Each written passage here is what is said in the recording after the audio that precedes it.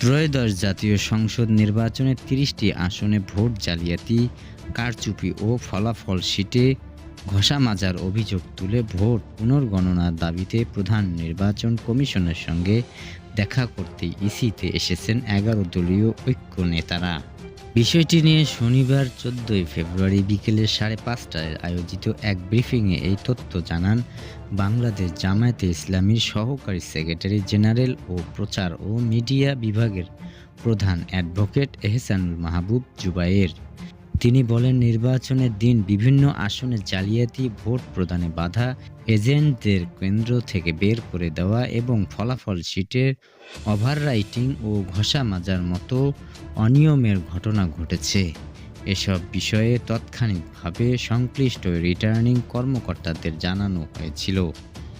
জুবায়ের অভিযোগ করেন, কিছু আসনে ফলাফল প্রকাশের অস্বাভাবিক দেরি হয়েছে, আবার কিছু আসনে বিদ্যুতের গতিতে ফল ঘোষণা করা হয়েছে। এতে পক্ষপাতিত্ব ও আচরণের আশঙ্কা তৈরি হয়েছে। যেসব আসনে নির্বাচনী আচরণ বিধিমালা মানা হয়নি এবং অনিয়ম হয়েছে, সেসব আসনে পুনর্গণনা আবেদন করা হবে বলে জানান তিনি।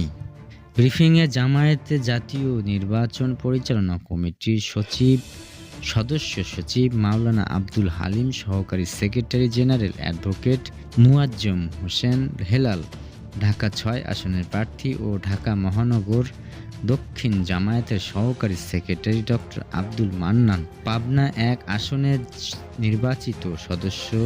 নির্বাচিত সংসদ সদস্য ব্যারিস্টার নাজিবুর রহমান মোমেন এবং নির্বাচন পরিচালনা কমিটির সদস্য অলিউল্লাহ মোমেন উপস্থিত ছিলেন।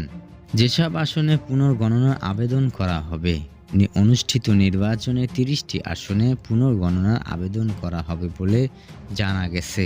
সেগুলোর মধ্যে রয়েছে ঢাকা ৭, ঢাকা ৮, ঢাকা ১০, ঢাকা ১৩, ঢাকা ১৭, পঞ্চগড় ১, ঠাকুরগাঁও ২, দিনাজপুর ৩, দিনাজপুর ৫, লালমনিরহাট ১, লালমনিরহাট ২, গাইবান্ধা ৪, বগুড়া ৩, সিরাজগঞ্জ ১, যশোর ৩, খুলনা ৩, খুলনা ৫, বরগুনা ২, ঝালকাঠি ১, পিরোজপুর ২, ময়মনসিংহ ১, ময়মনসিংহ ৪, ময়মনসিংহ ১০, কিশোরগঞ্জ ৩, গোপালগঞ্জ ২, ব্রাহ্মণবাড়িয়া ৫, চাঁদপুর ৪, চট্টগ্রাম ১৪ ও কক্সবাজার ৪।